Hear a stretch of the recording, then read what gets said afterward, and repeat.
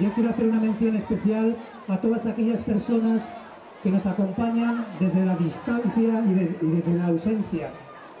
La tenemos en nuestra memoria. Somos lo que somos por ellos. Y ahora gritar conmigo: ¡viva San Blas! ¡Viva Milagro! ¡Viva Navarra! ¡Felices fiestas a todos y a todas! Y así comenzaba la diversión en Milagro. Su alcalde, José Ignacio Pardo, recordaba a las personas ausentes y daba el pistoletazo de salida a la fiesta. ¡Felices fiestas!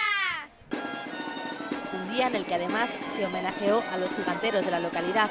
La comparsa de gigantes tiene más de 40 años y de momento hay relevo para hacer bailar a Blanca, Sancho, Pedro y Leonor. Hasta hace poco estábamos muy poquitos y por suerte este año han entrado seis personas más, que es para agradecer la implicación de la gente de Milagro. Significa alegría, significa vivir las fiestas diferentes, significa ver la cara de los niños y decir: no hay dinero para pagar esto. La charanga local y los arqueros de Marcella animaban el ambiente por las calles de Milagro.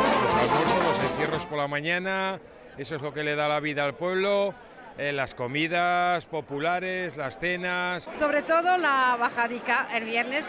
Las fiestas de Milagro son inigualables. No hay pueblo mejor que este. Unas fiestas en honor a San Blas a las que estamos todos y todas invitados.